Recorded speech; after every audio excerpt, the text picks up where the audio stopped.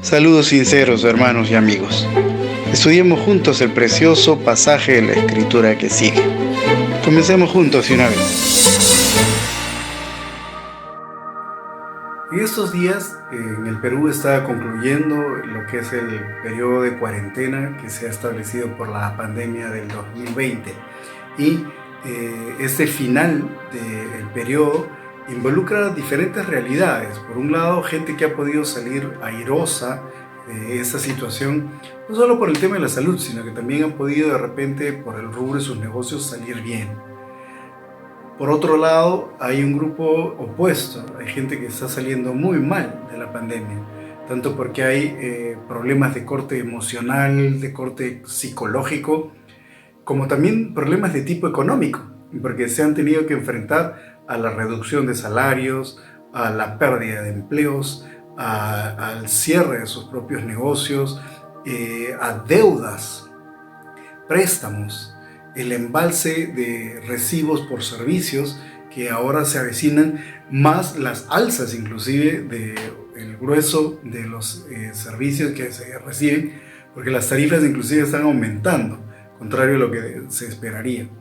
Y esta situación obviamente genera una serie de tensiones emocionales, una serie de dificultades, y nos deja en ese estado donde tenemos que pensar, bueno, ¿y de qué manera vamos a enfrentar las cosas de aquí en adelante? Entonces, para ello, yo quiero que meditemos en un pasaje que vamos a leer juntos. Estamos hablando de Filipenses, capítulo 4, el versículo 12 y el verso 13. Lo leemos juntos. Sé estar puesto en pobreza, como también sé estar en abundancia, tanto para ser saciado como para pasar hambre, tanto para estar en abundancia como para ser puesto en necesidad. En todo y para todo se me ha hecho aprender el secreto: todo lo puedo en Él que me fortalece. Esto nos lleva entonces a preguntarnos, ¿qué lecciones, qué recursos aportados por este pasaje podemos aplicar para enfrentar estas circunstancias que se avecinan, que comienzan para nosotros en esta nueva fase? De eso trataremos ahora. ¿Qué recursos podemos implementar en estas circunstancias? Este bello pasaje que acabamos de leer nos trae a colación dos lecciones que aportan recursos. La primera, la aceptación, y la segunda, la clave de la fortaleza. De eso quiero que tratemos. El primer recurso que podemos extraer de este pasaje es aquello de lo que he llamado aceptación. ¿Aceptación por qué? Me refiero a la experiencia subjetiva del apóstol que se expresa en circunstancias de adversidad o en circunstancias de comodidad. El apóstol puede estar tranquilo o puede estar con la actitud correcta en cualquiera de ambos momentos. Hasta ahí es fácil de comprender, pero eleva, como siempre nos gusta decir, su importancia cuando tomamos en cuenta el contexto en que esto ocurre. Y hay que tener en cuenta que para este momento el apóstol Pablo se encuentra encarcelado. Hay diferentes teorías de dónde es que estaba encarcelado, pero una de las que es más aceptada y que menos conflicto genera es que estaba encarcelado en Roma.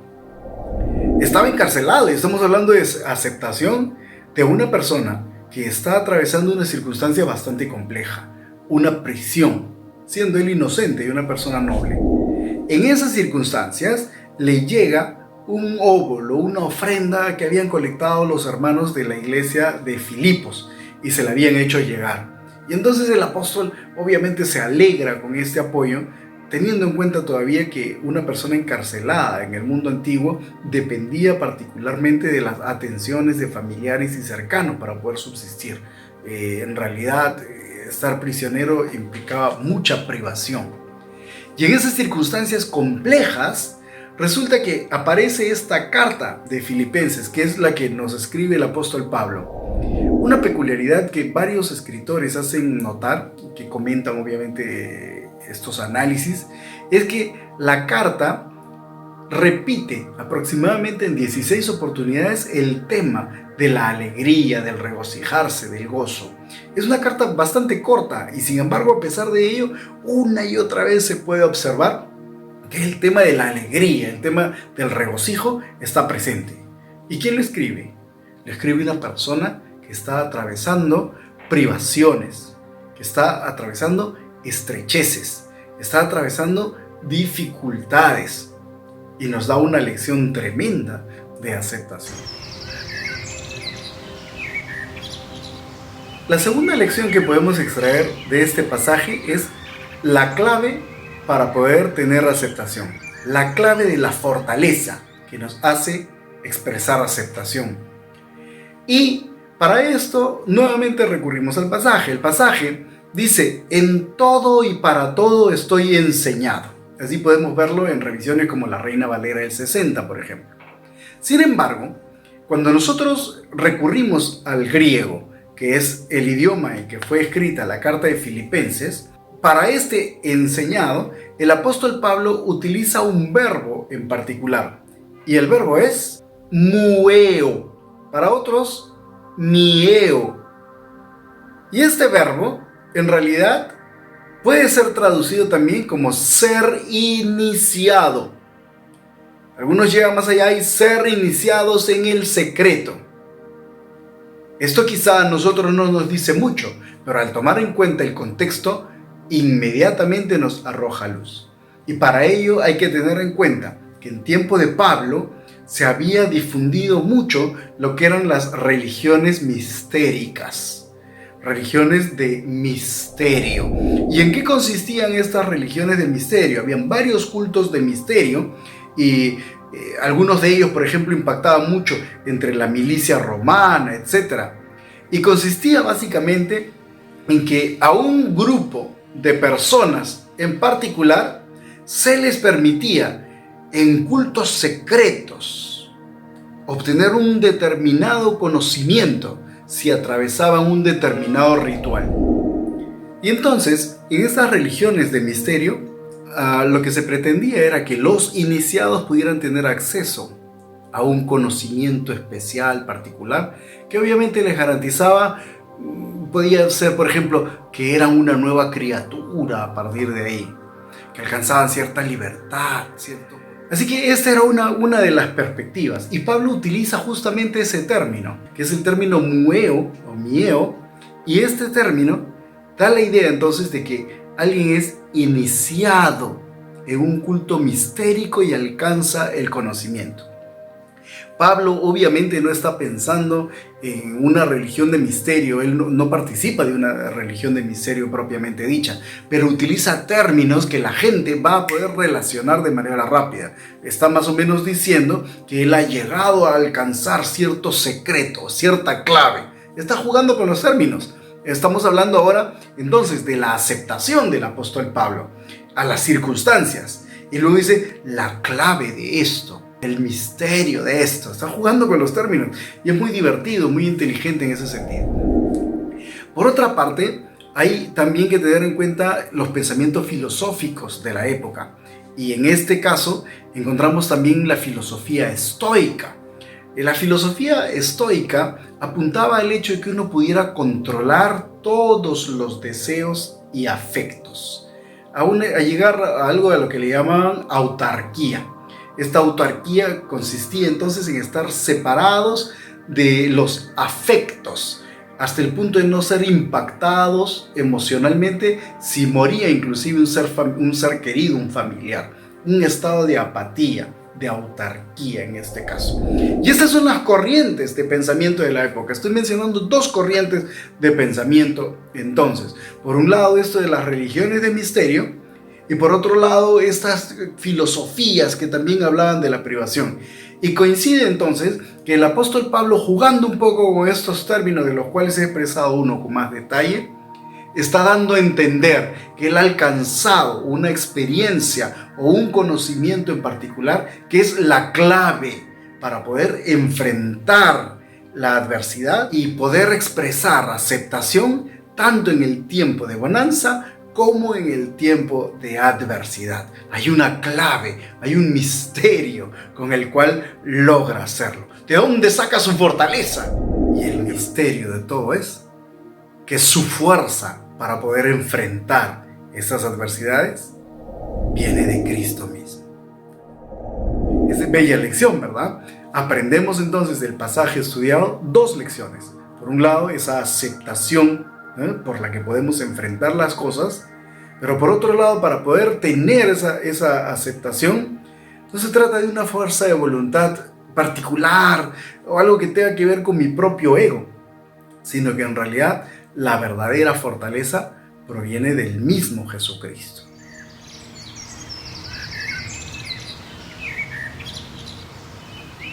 Luego de haber recibido el secreto que el mismo Pablo nos está entregando, podríamos preguntarnos también nosotros, ¿cómo podemos hallar esa fortaleza en Cristo? ¿Qué implica la expresión que Cristo me da fortaleza?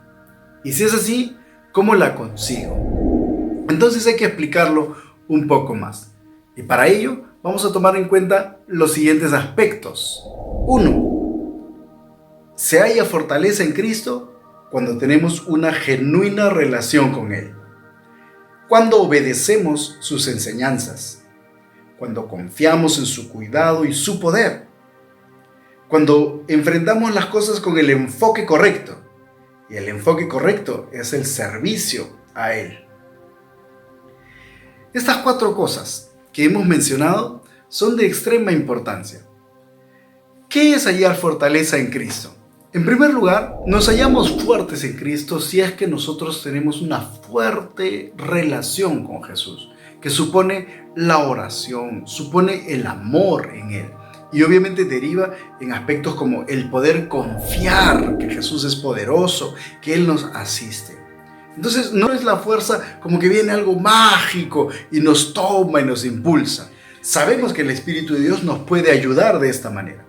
Pero también hay una forma objetiva, y es que en la medida en que nosotros buscamos desarrollar nuestra comunión con Jesús y aprendemos de sus enseñanzas y tenemos esta íntima relación con Él, entonces obviamente nos sentimos fortalecidos, reconfortados, valientes y más cómodos, más seguros para poder enfrentar la adversidad, sea que haya bonanza, sea que haya adversidad en este caso. Hay pasajes hermosos, como por ejemplo el de Lucas 21:34. Lucas 21:34 dice lo siguiente: mirad por vosotros mismos que vuestro corazón no se cargue de glotonería y embriaguez, y de las preocupaciones de esta vida, y aquel día venga de repente sobre vosotros. Este pasaje entonces nos muestra que no pongamos nuestros ojos en las cosas terrenales, sino en las cosas celestiales. Y ahí estamos aprendiendo mecanismos para poder ser fortalecidos. ¿Y quién nos lo enseña? Es el mismo Señor Jesucristo. Nos enseña entonces que para poder enfrentar la adversidad, lejos de estar ansiosos por las cosas materiales, no debemos cargarnos de glotonería, ni de embriaguez, ni placeres terrenales. No, sino ocuparnos de las cosas de arriba. Similar a esta perspectiva que involucra el darle a lo espiritual su verdadero lugar e importancia en nuestra vida, está este conocido pasaje de Mateo 6:33. Mas buscad primeramente el reino de Dios y su justicia. Esto acá nos indica que la primera preocupación de nosotros no debe ser los bienes materiales, sino la búsqueda de vivir bajo el gobierno del mismo Señor Jesucristo. Y cuando dice y su justicia, esta expresión se puede también interpretar como y la rectitud.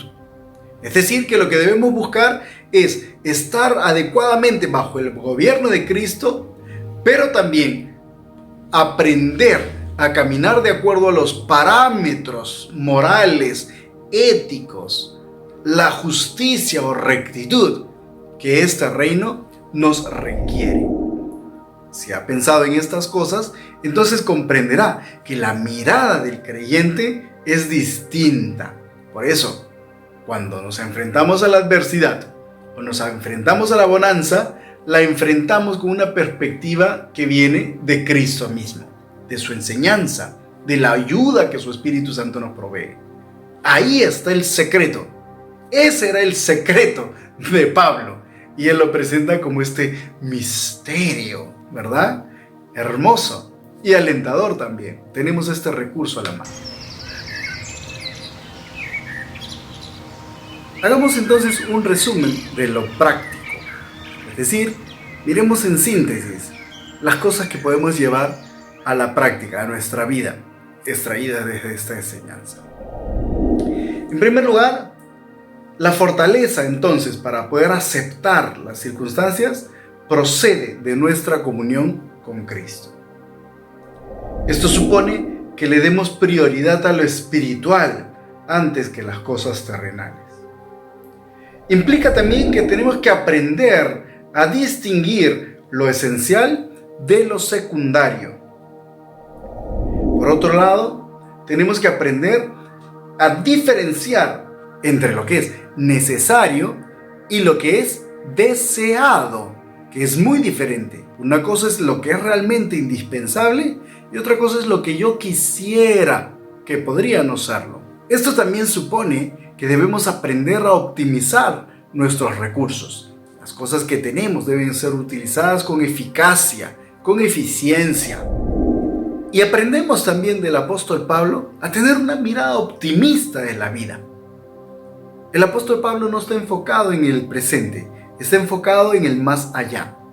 Inclusive el apóstol Pablo en esta carta habla de que desearía ir a la presencia de Dios, que no le importaría partir, salir mal del juicio que enfrenta en la prisión de Roma e ir a la presencia de Cristo, porque sabe que para él esto es ganancioso. Mire el enfoque, no se deprime por las circunstancias adversas porque tiene su mirada en Cristo, en su doctrina, en sus enseñanzas, en la esperanza que ésta nos prodiga. Utiliza la clave, que es fortalecerse en la doctrina de Cristo y en el poder que su Espíritu nos prodiga. Concluyo entonces. Habíamos comenzado esta explicación diciendo qué lecciones podíamos extraer del pasaje. Podríamos también decir qué actitudes deberíamos tener para enfrentar la adversidad que se nos avecina. Y el pasaje nos ha enseñado dos cosas maravillosas. Número uno, nos ha enseñado que tenemos que desarrollar la virtud de la aceptación.